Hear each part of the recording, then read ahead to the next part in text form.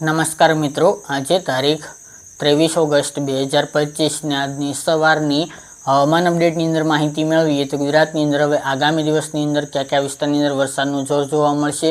હવે જે વિસ્તારની અંદર વરસાદની માત્રા ઓછી છે તે તમામ ભાગોની અંદર સારા વરસાદો થાય તેવી શક્યતા રહેલી છે. તો આગામી 7 દિવસની અંદર ગુજરાતમાં વરસાદનું જોર કેવું રહેશે કે છે તેની વિસ્તારથી માહિતી મેળવશો.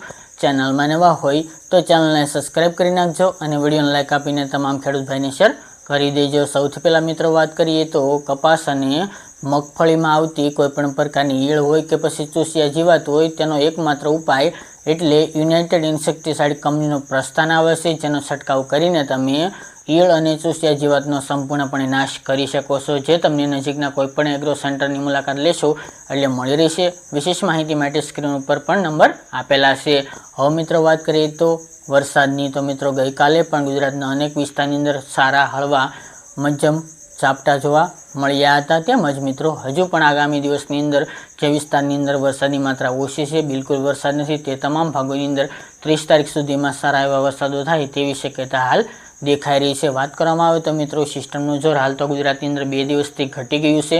ચોમાસું ધરી પણ ઉત્તર ભારત તરફ આગળ ખસી ગઈ છે, પરંતુ ગુજરાતની અંદર હજુ પણ રેડા ઝાપટા હળવા મધ્યમ વરસાદ કન્ટિન્યુ જોવા મળશે. આજે પણ અમુક ભાગોની અંદર સારા વરસાદો 2 ઇંચ સુધીના પડી શકે છે કલદોકલ વિસ્તારની અંદર.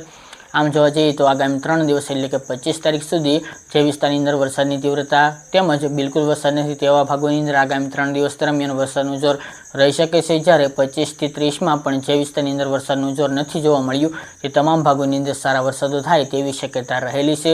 ખાસ કરીને મિત્રો જે કચ્છના રાપર હોય, વાગડ વિસ્તાર, ધોળાવીરા સહિતના ભાગો, ઉત્તરના પણ થરાદ આસપાસના ભાગો હોય, રાધનપુર સહિતના ભાગો, વિરમગામ ભાગો, એ ભાગો, સૌરાષ્ટ્રના જામનગર, બોટાદ, સુરેન્દ્રનગર, મોરબી, આ તમામ ભાગોની અંદર હજુ વરસાદની તીવ્રતા સાવ ઓછી છે. અમુક વિસ્તારની અંદર બિલકુલ વરસાદ નથી.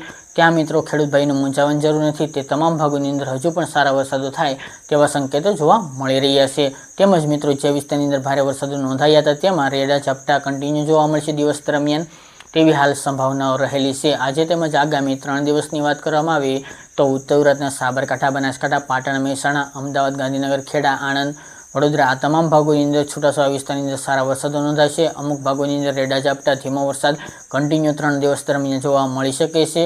જ્યારે સૌરાષ્ટ્રના ભાગો જેમાં બોટાદ હોય, સુરેન્દ્રનગર, મોરબી, જામનગર, આ ભાગોની અંદર રેડા ઝાપટા હળવા મધ્યમ વરસાદ તેમજ દરિયાકાંઠાના ભાગો જેમાં ભાવનગર, અમરેલી, જૂનાગઢ, ગીર સોમનાથ, દ્વારકા, રાજકોટ, આ ભાગોની અંદર પણ રેડા ઝાપટા કન્ટિન્યુ જોવા મળી શકે છે. રાજકોટ તેમજ બોટાદ વિસ્તારની અંદર શક્યતા હાલ સામાન્યથી હળવા મધ્યમની હાલ ગણી શકાય. બાકી દક્ષિણ ગુજરાતની અંદર એકલદોકલ વિસ્તારની અંદર રેડા ઝાપટા કન્ટિન્યુ જોવા મળશે. પૂર્વ ગુજરાતની અંદર શક્યતા હાલ ઓછી જણાઈ રહી છે, પરંતુ અરવલ્લી, મહીસાગર એ ભાગોની અંદર એકલદોકલ વિસ્તારની અંદર રેડા ઝાપટા કન્ટિન્યુ જોવા મળશે. બાકી મિત્રો 24 અને 25 તારીખ દરમિયાન પણ આવી જ રીતે વરસાદનું જોર જોવા મળશે, જેમાં કચ્છના ભાગો અને ઉત્તર ગુજરાતનો સમાવેશ જોવા મળી રહ્યો છે. જ્યારે મિત્રો ફરી 25 તારીખથી વરસાદની તીવ્રતા વધી શકે છે.